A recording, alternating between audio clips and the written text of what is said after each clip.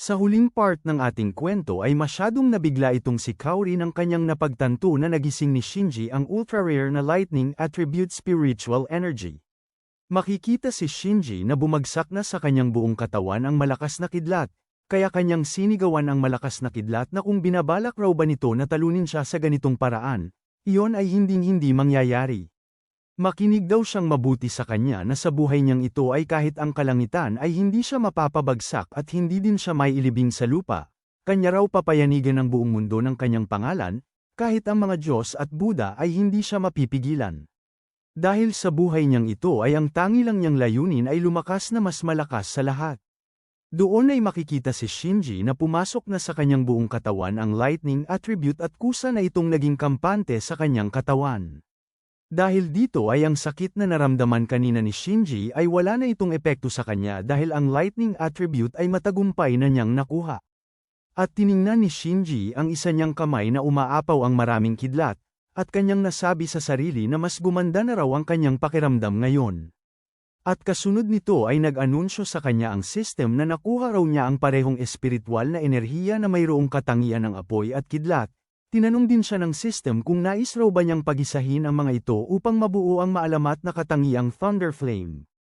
Nang pinasangayunan ni Shinji na pag-isahin ang dalawang attribute ay agad na naging isa ang Fire attribute at Lightning attribute sa kanyang katawan upang mabuo ang maalamat na katangian na Thunder Flame. At nang natapos na ang proseso ay masyadong namangha si Shinji sa malaking pagbabago ng kanyang lakas. Ganito raw pala ang maalamat na katangian na espiritual na enerhiya. Kanya raw nararamdaman ngayon ang napakalakas na kapangyarihan. Lumipat naman ang eksena sa isang warehouse, kung saan nandito lumitaw ang mutant beast.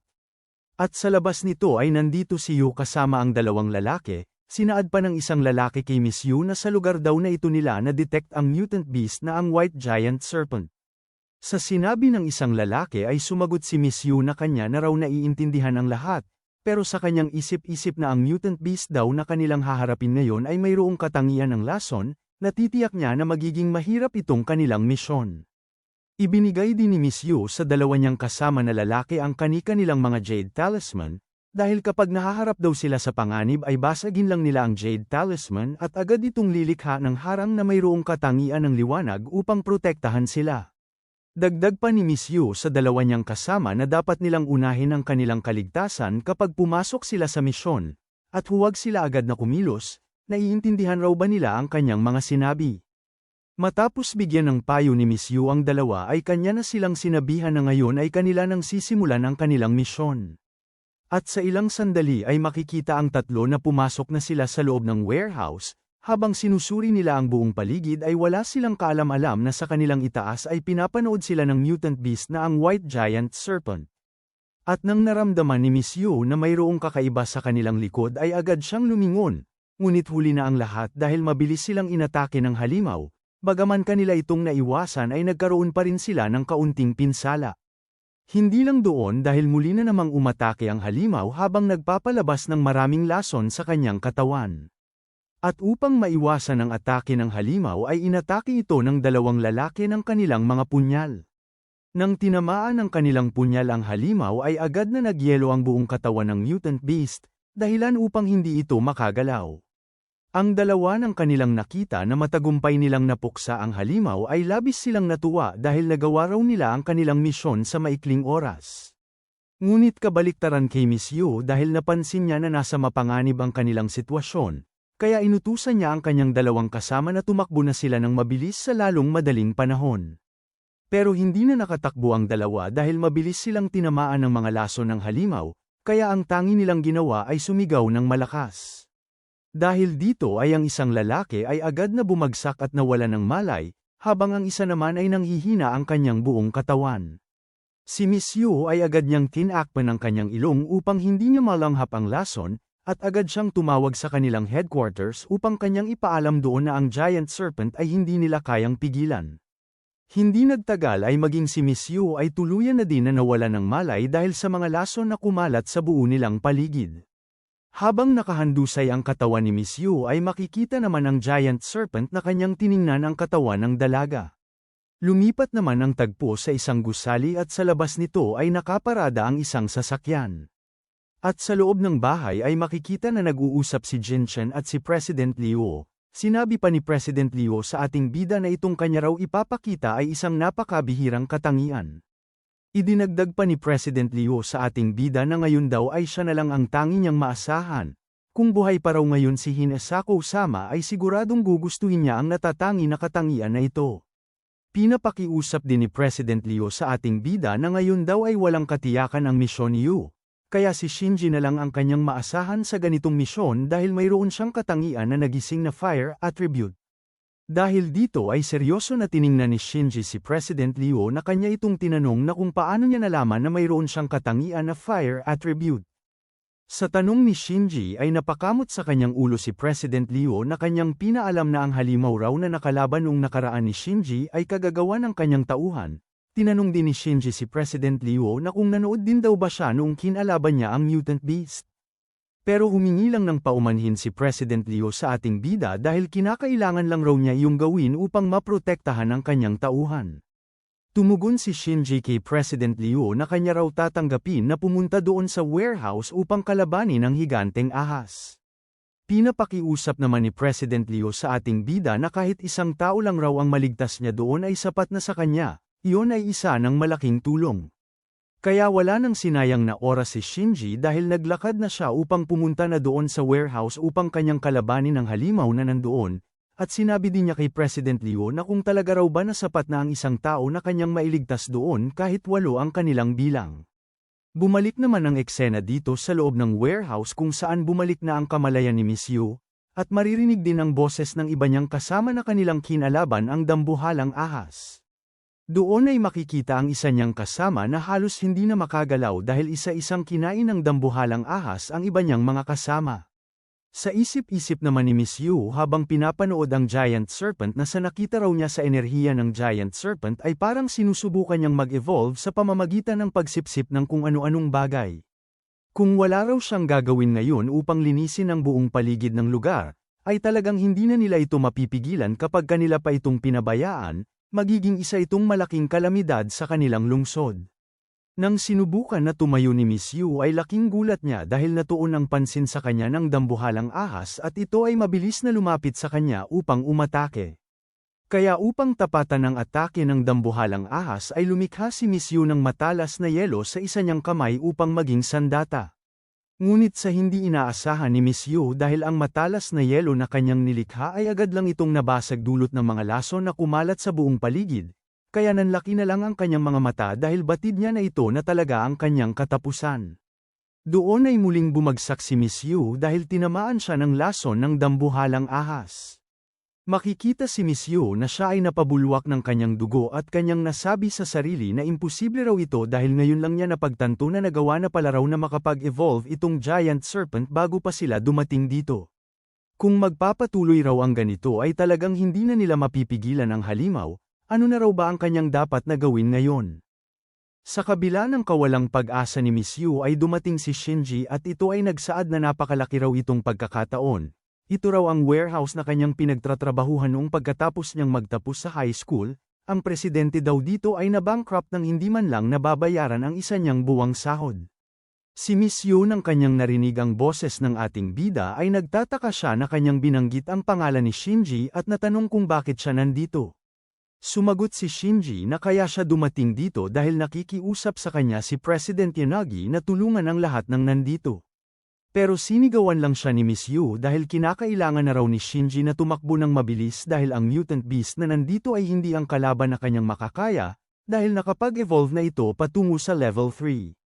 Wala naman pakialam si Shinji sa mga banta ni Miss Yu, sa halip kanya lang nilinisan ang isa niyang tainga na kanyang sinabi kay Miss Yu na ang mga nangangailangan daw ng tulong ay dapat lang na maghintay.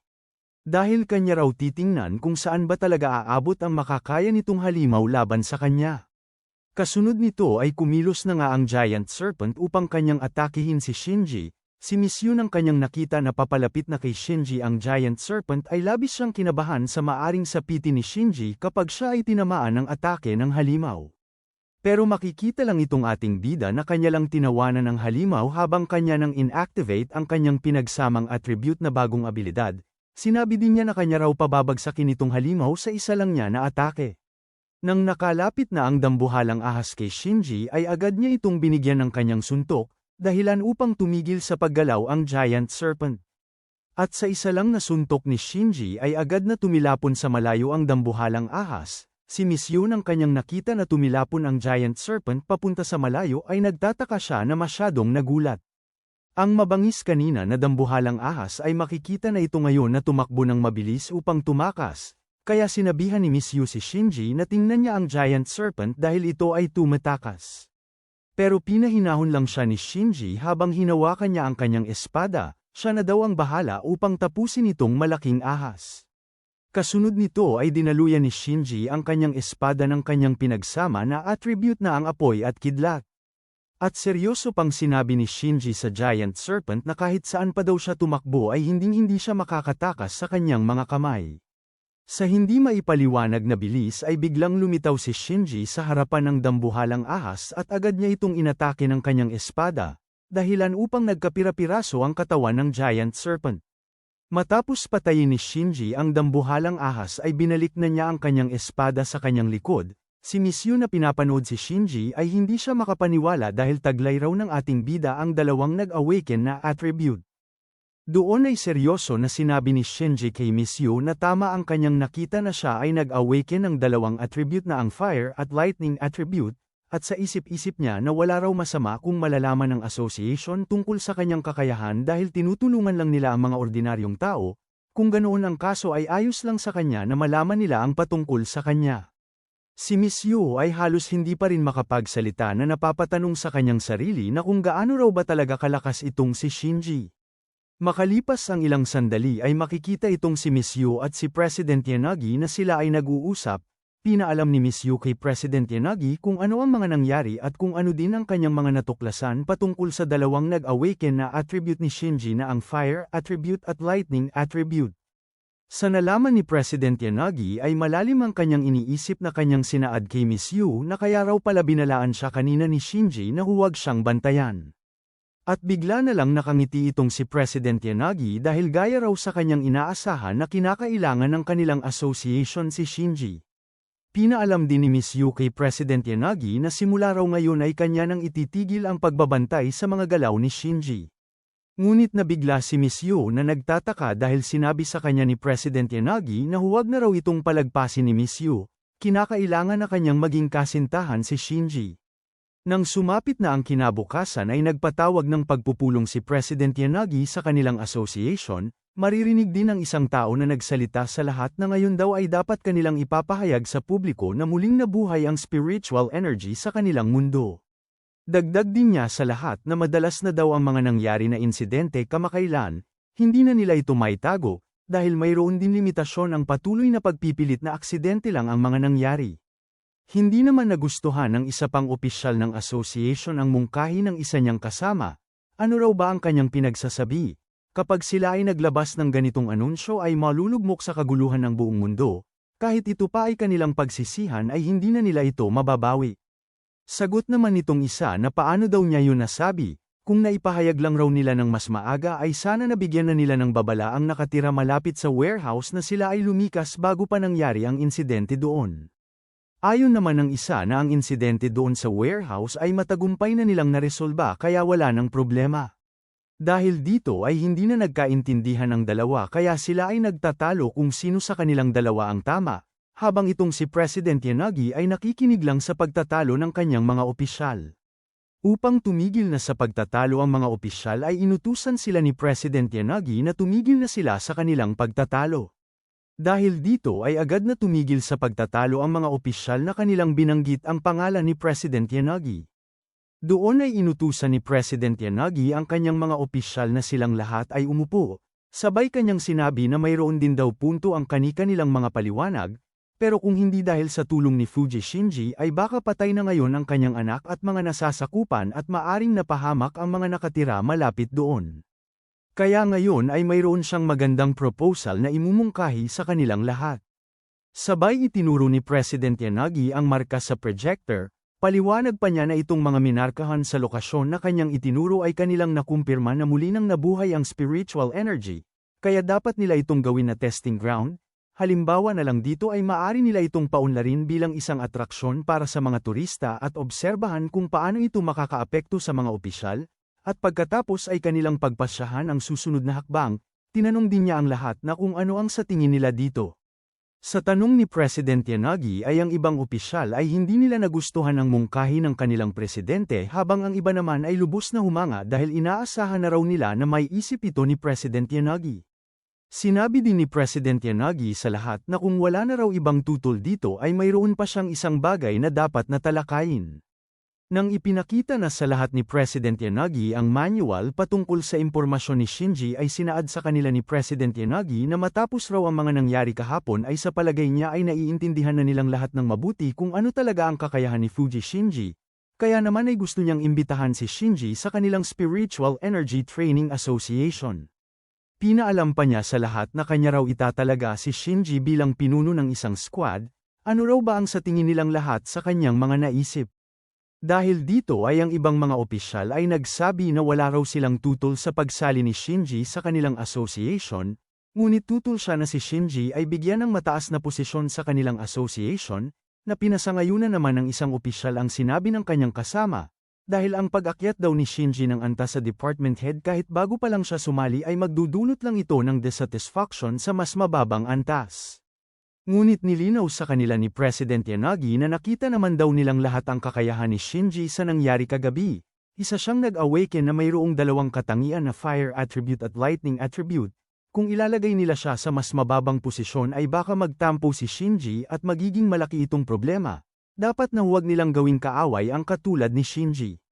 Sa paliwanag ni President Yanagi ay nagsaad ang isang mataas na opisyal na kung ganoon daw ang kaso ay paano na lang kaya na maghanda sila ng isang pagsubok para kay Shinji. Na pinasangayunan naman nitong isa ang mungkahi ng isang opisyal, dahil kapag susuriin daw nila ang lakas ni Shinji bilang pinuno ng squad at mapatunayan ang resulta na siya ay talagang angkop ay mas madali siyang tatanggapin ng lahat. Si President Yanagi nang kanyang narinig ang mga mungkahi ng kanyang mga opisyal ay sinaad niya sa kanila na kung ganoon ang kanilang gusto ay wala siyang tutol dito. Samantala, makikita naman itong si Shinji na ngayon palang nagising galing sa mahimbing niyang pagkatulog, pero nagulat siya na agad na bumangon dahil mayroon siyang narinig na ingay sa loob ng kanyang bahay, at kanyang naisip na baka mayroong nakapasok na magnanakaw sa kanyang bahay. Kaya dali-dali siyang lumabas sa kanyang kwarto upang turuan ng leksyon ang magnanakaw, at inis na inis niyang nasabi sa kanyang sarili na kakaunti lang daw ang pera niya ngayon. Ito pa naman daw ang kanyang pambili ng pinakamurang instant noodles, tapos nanakawin pa ng mga walang hiyang ito. Kapag kanya raw nahuli ang magnanakaw ay ipaparamdam niya sa magnanakaw kung ano ang bigat ng ginawa niyang kasalanan. Doon ay nanlilisik ang mga mata ni Shinji na kanyang sinigawan ang tao na nasa loob ng kanyang bahay na kung hindi siya titigil sa kanyang ginagawa ay talagang kanya itong pagsisihan. Ngunit ang hindi alam ni Shinji na ang tao pala na nasa loob ng kanyang bahay ay walang iba kung hindi si Miss Yu na naglilinis, at binabati din niya si Shinji ng magandang umaga. Kaya binati din ni Shinji si Miss Yu ng magandang umaga. Ngunit nang naproseso na sa utak ni Shinji na si Miss Yu pala ang nasa loob ng kanyang bahay ay hindi niya mapigilan ang kanyang sarili na sumigaw na masyadong nagulat, na kanyang tinanong si Miss Yu na bakit siya nasa loob ng kanyang bahay, at di ba't sinabihan na niya siya kahapon na huwag na niya siyang manmanan. At ang labis na ikinagulat ni Shinji dahil sinabi sa kanya ni Miss Yu na hindi raw niya siya binabantayan, nandito daw siya sa kanyang bahay upang dito na din tumira upang silang dalawa ay magsama. Dahil dito ay nanlaki na lang ang mga mata ni Shinji na lumabas ang pawis sa kanyang mukha dahil sa biglaan na pagtira ni Miss Yu sa kanyang bahay, bigla na lang daw mayroon siyang kasamang isang babae sa kanyang tahanan. Sa ilang sandali nang nakapag-usap na ang dalawa ay tinanong ni Shinji si Miss Yu na kung talaga raw ba na gusto ni Miss Yu na siya ay sumali doon sa nagaganap na exam, na pinasangayunan naman ng dalaga ang tanong ni Shinji. Sa isip-isip naman ni Shinji na ilang araw na lang raw bago magaganap ang Chi Grand Gathering, kaya wala siyang oras upang magsayang sa ganitong bagay, kaya sinabi niya kay Miss Yu na hindi siya pupunta doon. Paliwanag naman sa kanya ni Miss Yu na kung iniisip raw ba ni Shinji na makakagambala lang ang ganitong pagsusulit sa kanyang pagsasanay, pero isa itong pagkakataon, dahil mayroon silang espesyal na lokasyon na inihanda para lang kay Shinji. Iyon ay isang lugar kung saan muling nagising ang spiritual energy sa hindi pa katagalan at ang karamihan sa mga kalahok ay mga bagong miyembro, pero mayroon din siyang makatagpo doon na malakas na kasama. Sa isip-isip naman ni Shinji na kung ganoon daw ang kaso ay maging si Hirako ay sumali din sa organisasyon, at tinanong din niya si Miss Yu na kung sumali din daw ba sa organisasyon si Mika. Tumugon sa kanya si Miss Yu na bakit niya natanong ang ganoon na bagay, sa isip-isip din ni Shinji na kanya raw naalala na malaki daw ang pakinabang ng tao na iyon sa kanyang pagsasanay sa Black Division, mayroon daw bang mangyayari na kakaiba sa pagsusulit na ito. Kaya sinaad ni Shinji kay Miss Yu na nagkataon raw na mayroon din siyang kinakailangan na puntahan doon, kaya pupunta siya sa exam.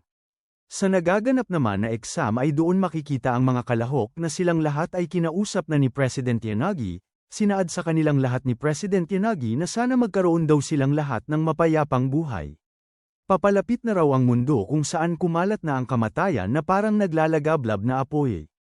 Kaya mula ngayon ay kanya raw ipakilala sa kanilang lahat ang isang advanced spiritual energy practitioner, siya ang mamumuno sa kanilang lahat bilang kapitan sa pagsasanay na ito. Nandito din sa mga bagong miyembro si Kaori na malalim ang kanyang iniisip kung sino raw ba ang mamumuno sa kanilang lahat para sa magaganap nilang pagsasanay.